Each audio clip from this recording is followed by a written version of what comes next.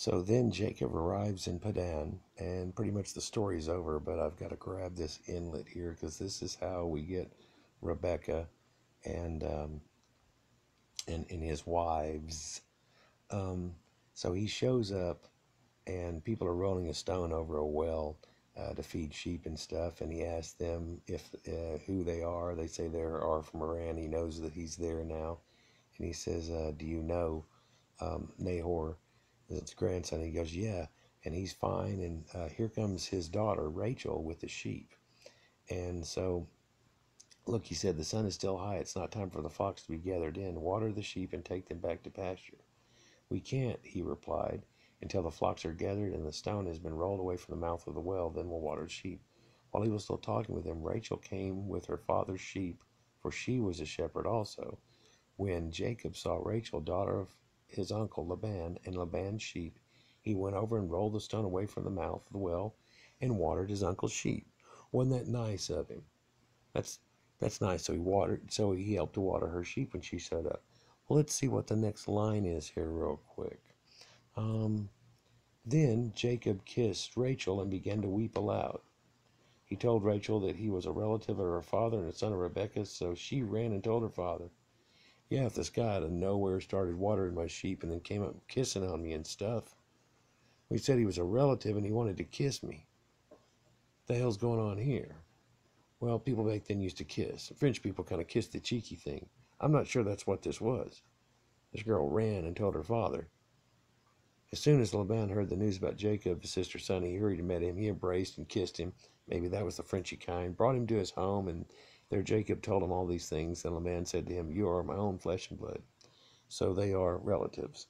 And next, Jacob marries Leah and Rachel, it says. But if you want to look up that part of it, you'll need to look into where I show you Jacob ends up being sold for some pot. A night of sex with Jacob for some pot. Rachel sells Jacob to Leah for a night of pot, or their equivalent of pot back then, apparently. Check that out. But anyhow, Jacob's letter. So Rachel sells a night of sex with Jacob for some pot. First, before we get into this, I'd actually like to give you a little backstory and kind of lead you into where we are at on this. So he's gone all the way down through Sumeria, and on his way through Sumeria, by the way, he found God, and his name is El.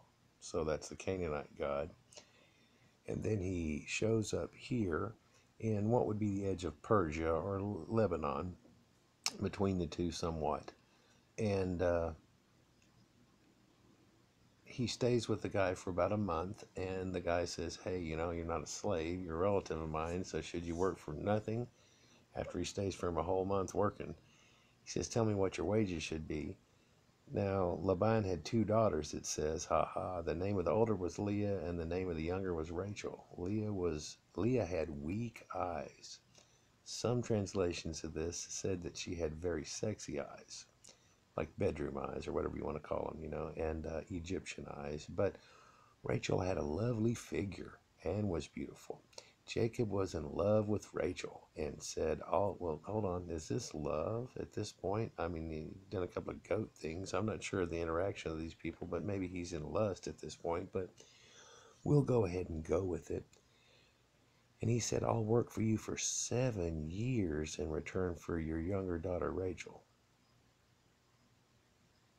Now, that's an odd thing there because, I mean, you can buy somebody's daughter for a dowry or whatever and all that stuff, and surely that you'll make more in 7 years worth of wages. But this is also where people get the idea that the diamond ring that they buy the woman and the honeymoon should all add up to be about 7 years worth of your wages. Or they cut it down to a year's worth of wages and tried to be nice to people whenever inflation took off because of the Jews. But let's so Laban said he agrees. "It's better that I give her to you than some other man. Stay here with me." So there's an agreement. So Jacob served 7 years to get Rachel, but they seemed only like a few days to him because of his love for her. Oh, wow. That's one of the only cherishing, loving things said in the Bible, by the way. That line right there. That 7 years only seemed like a few days because of his love for a woman. Other than that, it's pretty much been scratched out of the Bible, where loving a woman really has nothing to do but humping on her and expecting things to happen, children-wise and things like that. But let's continue. So a gentleman's total agreement between relatives are actually made here, and this is a guideline for Hebrews and how they should act. So check out what happens next. Then Jacob said to Laban, "Give me my wife. My time is completed, and I want to make love to her." Boy, doesn't this sound like a great son-in-law? You'd love for like a son-in-law to go, "Hey, if you told her, hey, if y'all are together for a couple of years, man, then maybe I'll let you marry her." And instead of him coming to you and saying, "Hey, we've been together for a long time and we do love each other and it looks good, and so I'm asking you for a hand in marriage," he walks up and basically tells him that he's got an itch and wants to hump his daughter. I mean, that's just disgusting. So I'm wondering if Hebrews now today will go over and, they see the young girl in church and he goes, "Hey, she really makes me itch." Or what do they possibly say? I mean, is this etiquette whatsoever condoned? Well, sure enough. Well, look at the etiquette that comes back at him too. It's terrible. So after this, Laban brought together all the people in the place and gave him a feast. But when that evening came, he took his daughter Leah and brought her to Jacob. Leah, the other one. And Jacob made love to her. Oh, well, what the? So I'm guessing he thought that she just gave him to him, huh? Or something? I don't know. And Laban gave his servant Zilpah to his daughter as her attendant. Oh, so now all of a sudden she's got this whole attendant thing going on. Bam, and you get this girl too, I guess. No, there's been agreement change here, all on the part of the agreeer. When morning came, there was Leah. So Jacob said to Laban, "What is this you have done to me? I served you for Rachel, didn't I? Why have you deceived me?" So it was supposed to be like their wedding night, and I'm guessing people are going to try to say he got drunk and didn't know which one he was having sex with. I mean, what are you going to try to, man, people get drunk, they'll do some stupid stuff, but I mean, stupid people do stupid things, and stupid is as stupid does, and wow, I can't believe this is the story. But have you deceived me? Laban replied, "It is not our custom here to give the younger daughter in marriage before the older one. Finish the daughter's bridal week, then we'll give you the younger one also." Oh, really? So now you're going to do this screwed up thing, and now I've got to hump on your other daughter that I haven't been lusting and loving after for 7 years. And you're going to make me hump on her for a week, and after I do that, then you'll give me the other one. And then he says something else. In return for another 7 years of work. Do what? Oh, I would go, I'd hit that man right in the jaw right there. I wonder, boy, that'd come through my mind real quick. You're making me have sex with somebody I didn't say I even loved, and I didn't do all the work for and everything, and you tell me 7 years later it's not your custom, so you're going to screw me on this whole endeavor and somehow get me drunk and make me hump your other daughter and go, "Aha, got you. Aha, got you." This is what relatives do to each other in the Hebrews. Aha, got you. They want you to do this type stuff. This is your guideline here on how you're supposed to act and react and do. Yeah, that's wow. So wow. So the next line should be, "And Jacob took his knife and stabbed the motherfucker in the throat, and then he took his wife that he was supposed to off of him, and they lived happily ever after." But it's not. It says, "And Jacob did so." So now there's just 7 more years. He finished the week with Leah, and then Laban gave his daughter Rachel to be his wife. Laban gave his servant Bilhah to his daughter Rachel as her attendant. She's got one now too. Jacob finally made love to Rachel also, and his love for Rachel was greater than his love for Leah, and he worked at Laban for 7 years. Wow. Okay, well, Jacob's children. Uh, when the Lord saw that Leah was not loved, he enabled her to conceive, but Rachel remained childless. Well, was not loved doesn't mean had sex with. Apparently he's having sex with both of them because she conceives children. You're not going to tell me this is divine birth and all of his kids that spit out of us are Jesus and stuff, are you? Of course not. So he did love her. So what kind of false crap is going on here? Because he did. Well, he had sex with her.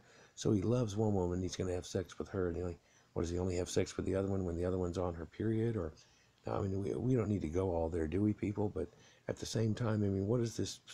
He enabled her to conceive, but Rachel remained childless. So Leah became pregnant and gave birth to a son. She named him Reuben because she said, it was because the Lord had seen my misery. Surely my husband will love me now.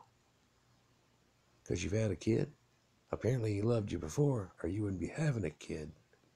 What ideals does this install in women?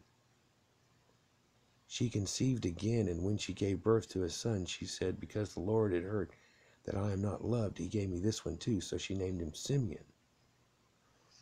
Okay, what do these names mean? Well, Reuben, Ru sounds like the Hebrew word for he has seen my misery. The name means see a son, but it's real close to, you're naming your kid, hey, you seen my misery? That's your name now. Now no, little pieces of words make up bigger words, and they become things and then names.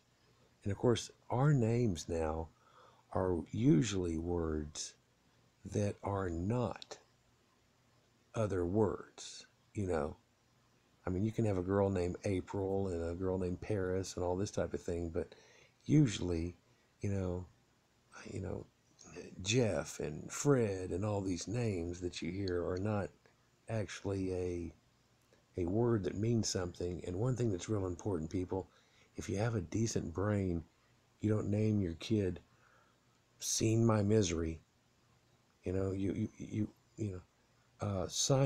Simeon is said to mean one who hears. Oh, wait. Oh, are all these people deaf from inbreeding? And Simeon was the one that could hear? I mean, it does possibly mean that. I mean, because they all hear, don't they? Or are they deaf people? Are they deaf mutes? Or what's going on here with this inbreeding thing? I'm not sure, but I mean, it's a good question there. If his name means one who hears. And she conceives again. And when she gave birth to a son, she said, this time at last my husband will become attached to me now, because I have borne him 3 sons, so he will be named Levi. And Levi means attached. Well, I think he's been attached to you quite a few times here. Quite a few. It's a rare and hard thing to believe that he only had sex with her 3 times and got 3 kids. Only in the Bible, by the way, do you have fairy tale stories like that. Fairy tale stories, you can pretty much have sex every day with somebody and you aren't going to automatically have a kid, even though you think that would make it work. But that's an everyday thing, not once or 3 times here, But anyhow, so then she had another kid, and she said, this time I'll praise the Lord. So she named him Judah, and she stopped having children. Now, Judah is kind of like, Judah actually comes from praising Ea. It's to praise Ea. They didn't have J's back then, and so whenever they say like Jesus, it's Iesus, and so you get the Ea, that thing, and you get Yahweh, Yah, that's Ea, and Eada is a praising Ea. Basically, it's like Ea's praise, like saying, hey man, he was good.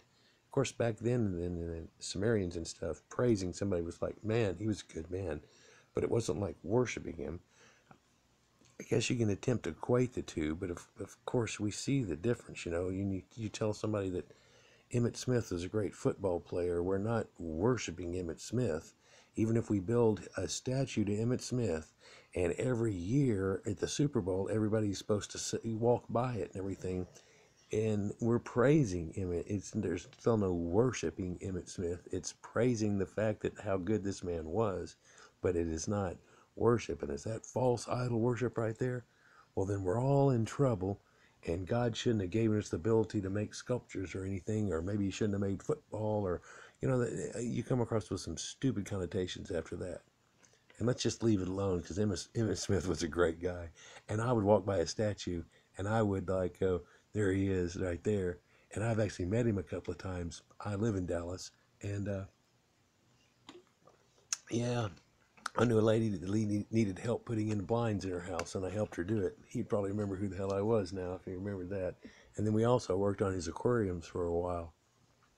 Yeah, after his house burnt and then got fixed, and we were the company that did that. He would remember me now.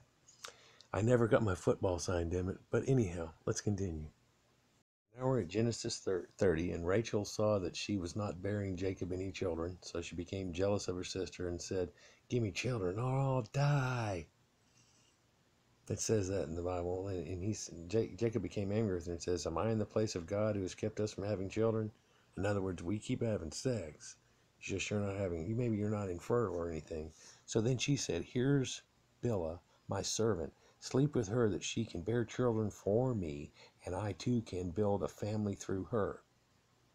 No, that'd be you building a family with her, not her. Are you mean to tell me that what you're going to do is have her and him have sex, and then you're going to steal the baby and call it your own? Is this what these people think they're supposed to be able to do? Like you can have a slave or a servant and have your husband sleep with them, and then you snatch that up and you say, there's my baby. There it is. The half-breed right here. That's not good. But anyhow, he sleeps with Bilhah, and she has a kid, and she goes, oh, he's vindicated me. So she named him Dan.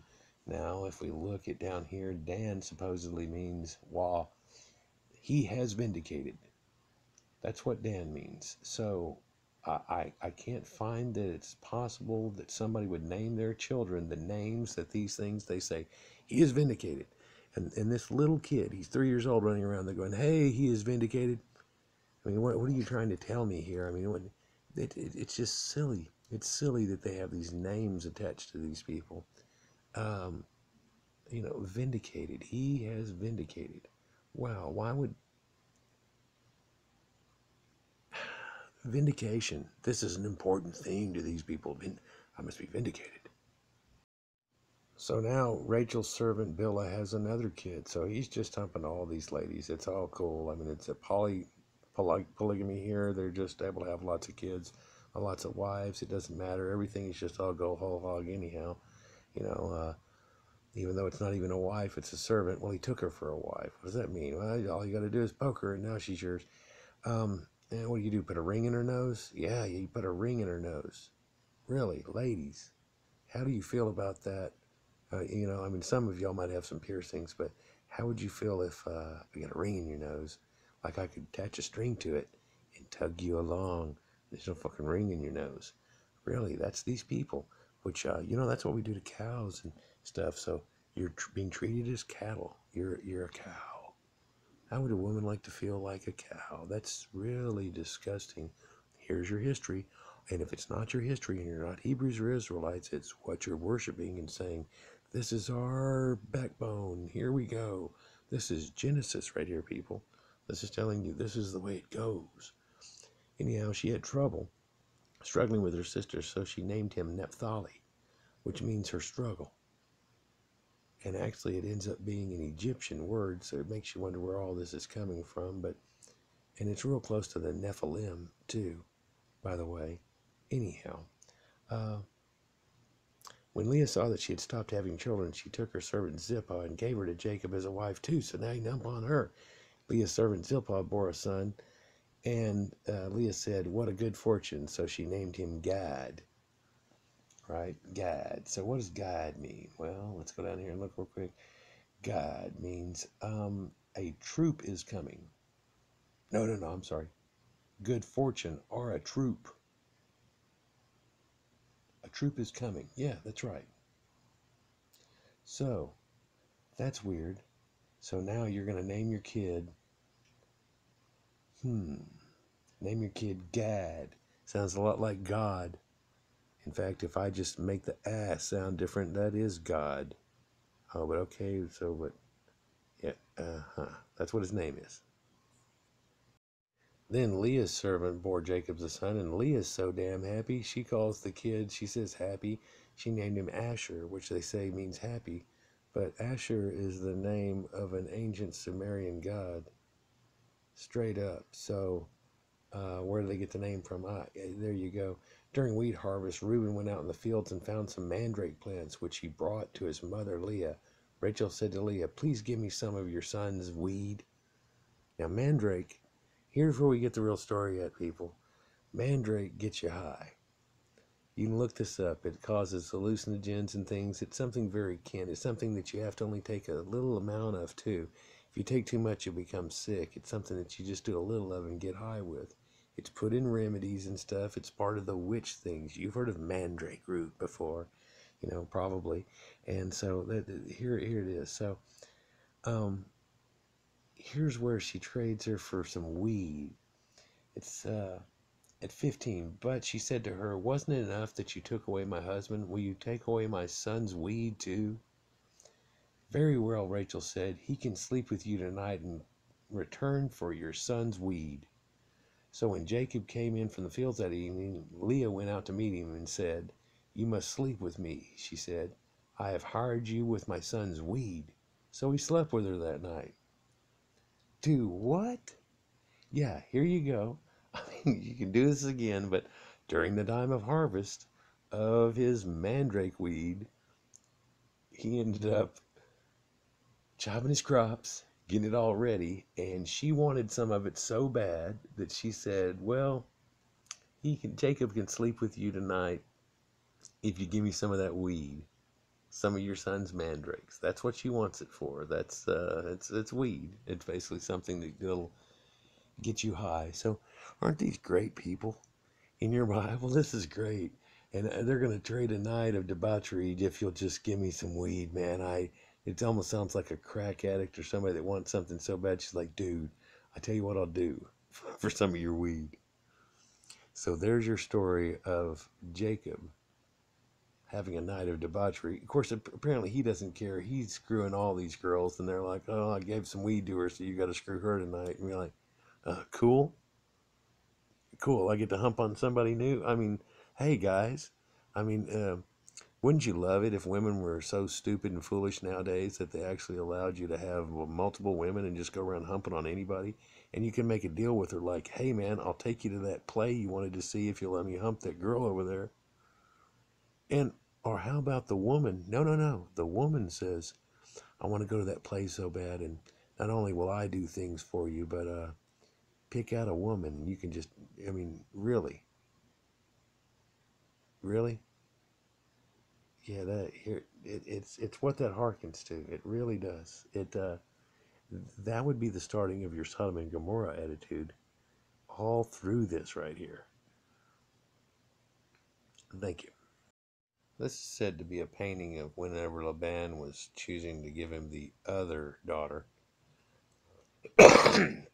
Looks to me like an opportunity for a painting guy to paint both sides of a woman naked or whatever to me, but yeah, this wouldn't be too much far off. A salty looking guy treating women about like this, sending her in, type of thing. Yeah, that's the way women were treated.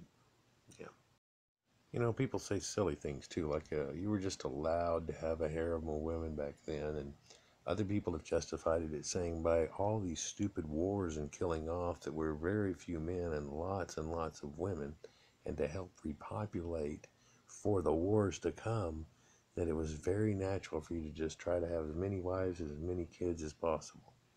that there was your go forth and multiply, and there was your reason for it. Replenishing for war. At least that's what these people said. Yep, women were just treated like little objects there and stuff. And I mean, people have fanciful ideas. You can just go into a titty bar and pick out a girl, and well, you throw a couple of bucks at her, and do there, here you go. Where just for the price of a couple of cows, you can have you a woman, a wife, a slave to do with what you wish. And if she doesn't do what you wish, you can beat her with a stick. As long as you don't kill her, then, you're fine. Really, that's these people's ideals here. That's what you get. But you can imagine these embarrassed women, too. I mean, having to be paraded around naked and things, and perhaps even prove that they're a virgin before they end up paying the price to this guy that's just selling women. You wonder where slavery all comes from, and black people are all like white people slavery and all that. Look where it comes from. You see where it comes from. Most of the slaves that happened in America came from the Spaniard slaves that were in South America, and when the cane fields failed, they were taken to America. I'm not trying to justify any of it at all, but here's thousands of years of slavery versus a couple of hundred years that actually took black people from living in a poverty-stricken Africa and give them much more an opportunity, brought them to America. And they earned their way, and they should be proud of it. And quit being so adamant about it, but be proud of it. It's sad, these multi-wife relationships and harem situations. It was probably, the girls probably spent a good time together and had a good time together, talking and doing girly things and making all their stuff that they do, and their clothing and all the things, and learning ways from each other and things. But it's also very deeply sad that a woman would be relegated to this type of thing, where they sit around and hoping that he would choose them for sex that night, because if they get to have a baby with him, they'll get a lot more stuff, and they'll be prized more, because they do pass on his child. And just multiple wives situation is really, yeah, really, yeah. So the same thing probably comes true these days, where guys have fantasies where girls are probably all over each other and all over them too, and all this type of stuff. And we do call that a fantasy. And we call it that for a reason. It'd be something that you probably wouldn't want to deal with on a regular basis. Women are very high maintenance guys. Can you imagine trying to put up with all the cackle that happens out of it?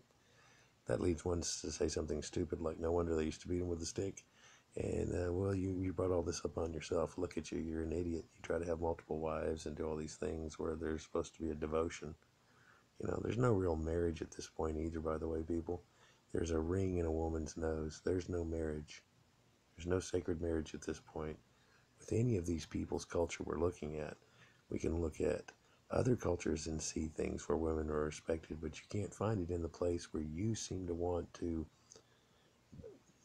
find your God at, is a place where women are disrespected most out of all the cultures. And that's sad. There are also well over 25 documented cases through the Bible where apparently a one-time encounter sexually is what it takes to get somebody pregnant. And while that is totally true, and it can happen like that, the odds that they give on this are just incredible. You couldn't get a fertility clinic to hit it anywhere near as close to the ratio found by these people, 4,000 years ago, where they apparently knew exactly when a woman was ovulating. There was a time I know my wife knew whenever she was going to get pregnant off one of our daughters.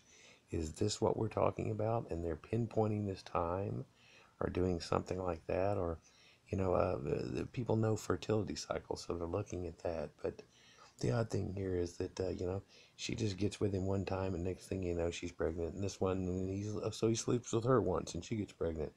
And Lot sleeps with both of his daughters, apparently only once when he was drunk, both times. And through that, he gets both them pregnant. So that everybody gets pregnant. Boy, people are getting pregnant like popcorn. So Mandrake, let's look at this plant here. It's kind of a weird thing. It is a root that grows that you use. You can also use the leaves and berries and things. And male berries are round, and female berries are all dented and look like a bell. And it's got some pretty flowers on it. I'll show you here in a minute. We'll just go over this real quick, though. But it's always been associated with magic and things. And indeed, there's Mandrake the magician and all this type of thing that goes on. But they have an odd appearance to them. Old drawings of them can show you these mandrakes, and they really have this looking like a little person right there. You know, they have that look, and that led to people having thoughts of like pulling these little babies up out of the thing. You know, this is like Hogwarts, where in Hogwarts they pull out the mandrakes, and whenever they do their screaming, looks kind of like this. You know, here's your mandrake, a la Harry Potterish, and what they actually look like there. And so they really have this little people appearance, don't they? In a lot of things, they'll show them where they're in a pot and they're actually kind of this little living creature. Isn't that weird? It's like a living creature. Yeah, so just, you know, an odd herb slash root that has a lot of medicinal and drug properties with it. Ancient legends of the mandrake tell that it can even come in a male and a female form. It's said to spring from the dripping fat and blood and semen of a hanged person or man. Dare pull it from the earth, and it lets out a monstrous scream, like in the Harry Potter thing, bestowing agony and death to all those within earshot. There's no way to safely uproot a mandrake, they say in ancient times. But if you aren't a dog lover, they recant in like ancient Greek stuff that what you can do is tie a dog to one and then get far away and plug your ears with either wax or your fingers and have somebody show a treat. And whenever the dog runs, it'll automatically pull out the mandrake. Of course, they say the dog will instantly fall over due to the pain and stuff, but then there you go, you've got the mandrake lying there screaming for a little while, and then you can take and seize it. You know, and how did it ever come to this when we start sacrificing our pets to shouting plants? So it's known as the murderous plant that grows from the blood of hanged men.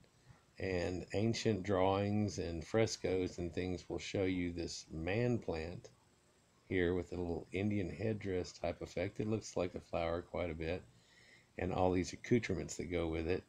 And they show you a dead man's body there at the bottom where it grew up, and see how the men's feet look like roots and the hands look like roots, and that they would apparently sacrifice a man, take his semen and his blood, and pour it in the ground and try to grow up mandrakes and stuff.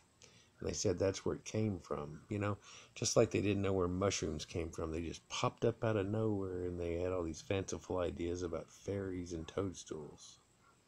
Interesting also, the one on the left, that form of the plant, for there's three types that run through the area that give you the same effects and have the same, all kin of each other. They have the strange appearance that look a lot like the tree of life that you see the Sumerian guys with their pine cones, and how they keep wanting to get the tree of life and get stuff off their pine cones onto this special tree. Another point of interest, the name Mandrake. It just puts together odd things. Drake is a dragon, and man is a man. But if you use it and make a potion, you can make Mandragon. You can, that's what the name would mean to the old ancients. Drake was dragon, or a younger dragon. So if you want to make a young dragon out of somebody, you can make a potion that kicks out of this stuff and see what you can do. And I find that some of the narcotics that come out of this are very much that way, but also other side effects. In actuality, they seem to be a plant that's an herb, but also its root is also used, which is strange to get both out of one, but hey, There's properties people found and stuff. It's known that, old shamans and witch hunters and things like that. But they tell you that mandrakes contain deliriant hallucinogenic tropane alkaloids. And the shape of the roots often resemble human figures. They're used in magic rituals and also in contemporary pagan traditions in Wicca and Odinism. Even today, uh, they have female and male parts to them, so that gives them to be able to do a female and male magic out of the thing. They come from the species Mandragoria, which mandragon, that straight goes up with it. Very anticholinergic.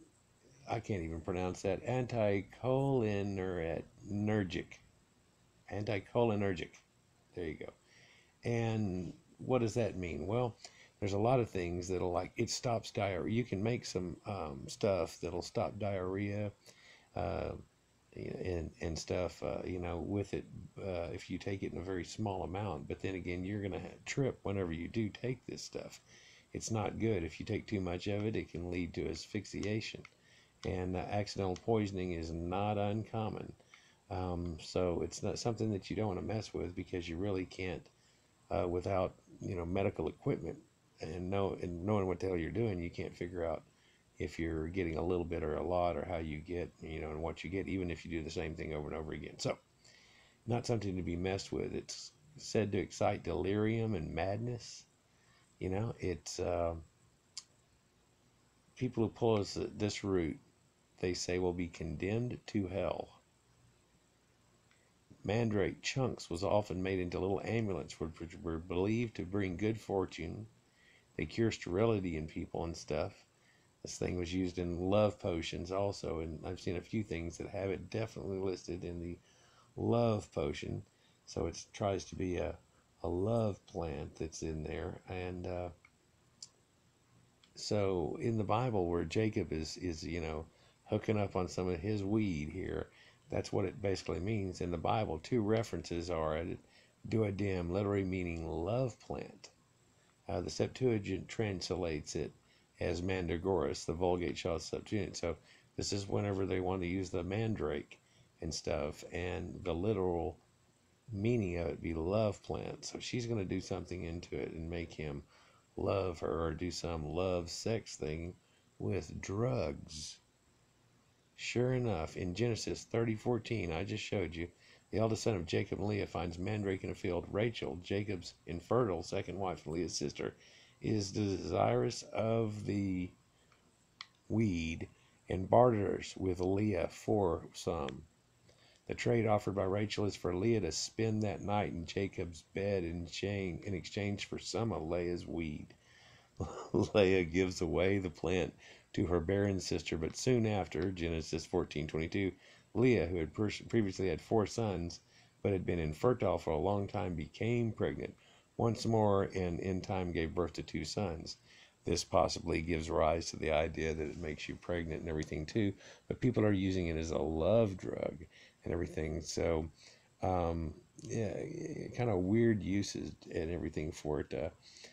Only years after this episode of her asking for the mandrakes did Rachel manage to become pregnant. So it still takes a while for Rachel and everything. But yeah, there it is. Here's the passage here, but if you can't read it, it's already been stated at the first of this. But it does say that she's going to let her sleep with her husband if he'll give her some of that. If she'll actually give. And the actual verses in the Bible here, 14 through 16, are written there. Genesis 30, and it does show where that he's going to do that, and he lays with her that night, and then supposedly in a one-time event she becomes pregnant again, and this just really has got to spout the other girl quite a bit, because she's tried so hard. So apparently they've had sex a lot trying to have a baby, and can't seem to have one, and yet this other girl just sleeps with him one night and has one. Interestingly, Sir Thomas Browne in Pseudo Roxia Epimica says that he believes that opium poppy was actually what it was instead of a mandrake. he suggested that dudaim, the word that's in there in Genesis, would actually be an opium poppy, because the word dudaim is a reference to a woman's breasts, and there are 3 or 4 other non-canonical things and old remedies and things that come from these same people, which do involve the same dudaim, and the dudaim in that point would be opium. So it's entirely possible that what they're talking about is using some opium along with this thing and being able to pull something out of a, the poppy opium type plant and everything.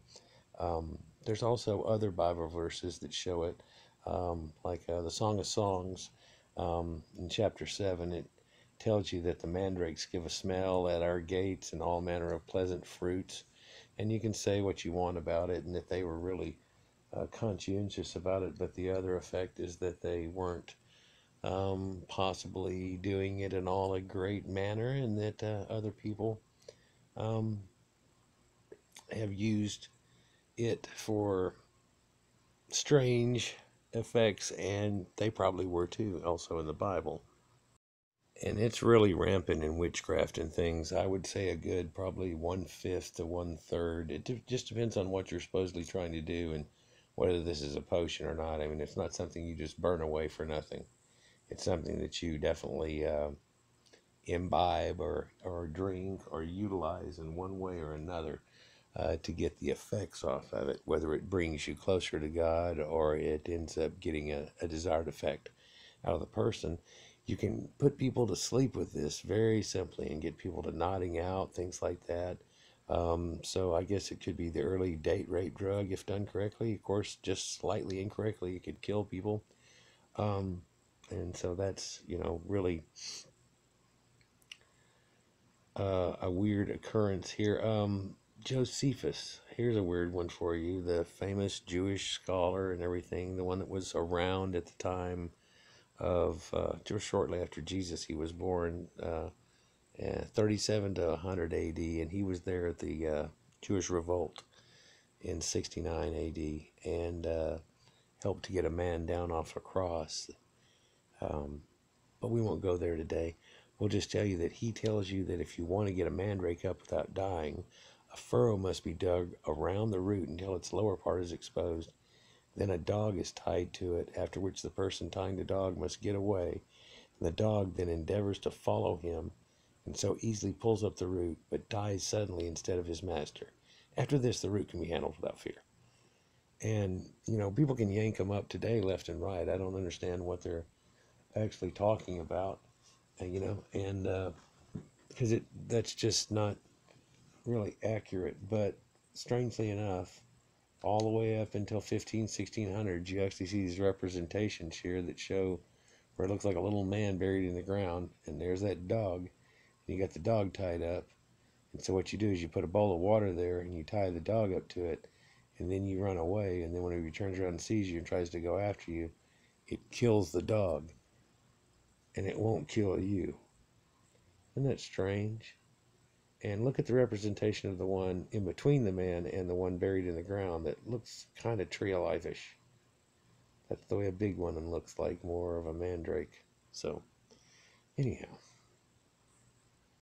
So another magic and witchcraft use. The strange thing I want to throw in here is that you can see that right here, ceremonial magician Eliphas Levi, and then the following is taken from John Baptist Petois.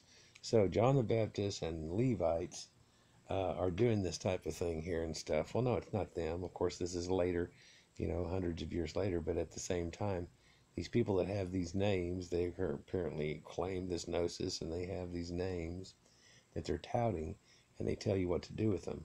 He tells you, would you like to make a mandragora as powerful as the homunculus, which is a genie in a bottle, so praised by a Paracelsus? Then find a root of the plant called bryony, that's it. Take it out of the ground on a Monday, the day of the moon, a little time after the vernal equinox. Cut off the ends of the root and bury it at night in some country churchyard in a dead man's grave. So, a country churchyard. For 30 days, water it with cow's milk in which 3 bats have been drowned. When the 31st day arrives, take out the root in the middle of the night and dry it in an oven that is heated only with branches of verbena, or maybe not only, maybe you can just add them in, but I don't know, you know. Then wrap it up in a piece of dead man's winding sheet, you know, like a shroud, and carry it with you everywhere. So, yeah, in the History and Practice of Magic by John Baptiste. And indeed, the mandrake was a fertility thing from way back in the times of Inanna, and before that, even it seems that even ancient men, you know, must have known about this. But Mandrake the magician was in 1934. He was the first superpowered costume crime fighter. He's the forerunner of Superman and Batman and Spider-Man and all these type of guys that got superpowers out of things, and he actually got superpowers out of Mandrake, by the way. And the unlikely source of Lee Falk, the creator of this inspiration, was a poem by a 17th century English poet, John Donne. Donne's subject was fertility, and he had all these things that he had written that really, there's more weird stuff in it about God and everything than this line, but it says, "Go and catch a falling star, get with child a mandrake root." And so the origin of mandrakes associated with fertility is truly ancient, surfacing first chapter 30 of the book of Genesis, where childless Rachel asks her sister if she can get some. So apparently that's the type of thing, but really, any type of early, especially derivatives you're going to get out of this thing are going to be something that's going to be um, definitely narcotic in nature. Definitely. Early drugs too that were made out of this mandrake, and of course there were other herbs such as opium and hemlock and henbane, and they all come from documents from pre-Romans times. And, Greek physician Dioscorides, um, around 60 A.D., tells you about its usages and stuff, along with opium and hemlock and nightshade and different medicinal roots and plants and things like that. You know, witches were killed because they had a root cellar and they were doing these cursedy things and they had these men root and stuff. And that's what this is. That they didn't want people getting a hold of this. This is some type of medicine. And you find that people use it actually for surgical anesthetic. Mandrake's use as a surgical anesthetic was first described by Greek physician Dioscorides around 80-60. But I'm betting that they would have used it a long time before, and or opium. You know, they could knock somebody out effectively or get them numbed out enough to be able to do something to them, whether it's their teeth or something incredible like the ancient brain surgeries and crap that they had. So, you know, the English mandrakes and stuff they have, that bryonia, that's the one that they're talking about in Greece and stuff, but it has the same type of thing associated with it. You know, Shakespeare's got mandrake in Shakespeare used as a tonic or a sleep time that Antony and Cleopatra talks about. Not poppy nor mandragora nor the drowsy syrups of the world shall ever medicine thee that sweet sleep which thou oughtest yesterday. So they're discussing the fact of the drugs being used in this manner and finding God with these drugs. Othello says, "Were such things here as we do speak about it, we have eaten of the insane root that takes the reason a prisoner of a person." Macbeth, "Thou who art on Mandrake, thou art fitter to be worn in my cap than wait at my heels." Like, grab a hold of it, you know. For he all the world was like a forked radish. That's a mandrake. Henry VIII. Um, or, yeah, fourth. With a distinct head fantastically carved upon it with a knife. He was so forlorn. So people were using this thing, that his dimensions to any thick sight were invisible, yet lecherous as a monkey, and the whores call him Mandrake. Right? And you find that ancient Africans also had this and knowledge about this too, and that it was part of the voodoo ritual and the thing that you might carve a man out of if you wanted to put some voodoo spell over him. This is one of the things that go with that. It's Mandrake, and that's why it's a Mandragon, or its name itself is associated with man. So it's in Romeo and Juliet. It says, "What with loathsome smells and shrieks like mandrakes torn out of the earth, that living mortals hearing them run mad." Henry the Sixth, Part 2, tells you, "Would curses kill as doth the mandrake's groan." So it's always been known as that. It's been talked about as being the little gallows man. Playwright John Webster writes in The White Devil, back in the late 1500s. "But as we seldom find the mistletoe, sacred to physic, on the builder oak, like a hanging tree, without a mandrake by it, so in our quest of gain." So he seems to still, even though people know that they don't come from that, but here we go in Shakespeare again, in Shakespearean Love. "Wilt thou sell me 40 ounces of her blood to water a mandrake?" What? And that's after Lodovico gives orders for his sister's murder. So somebody's going to ask for her blood that they can do this with. In Act 5, Webster tells you that millions are now in graves, which at last day, like mandrakes, shall rise shrieking, and that's the belief in the Bible and some of the ancient texts, is that that's how we're going to rise again, is that we're going to rise again like mandrakes shrieking or something. Yeah, and that's like a he said it was more likely a count of demons rising. But of course, people back then had all this angel and demon crap going on crazy during exactly his time. Lots of modern medicines come out of these plants and derivatives that come from those. And like the ones that put you to sleep whenever you go to the hospital to be worked on and stuff, like Michael Jackson, like I was talking about, that type of drug, and opium, and all the numbing drugs that you get, like hydrocodone and all these type of things. Anyhow, there's even, up until, I don't have to read these, but all the way up until the 1900s and stuff, there's people talking about how the mandrakes are there, and this guy cuts one with a spade and says it's bad luck, and so on. And so it really becomes something that has come from the ancients all the way up through time, and in fact we use it on our modern drugs now. Today, antihistamines and things actually come from this type of thing.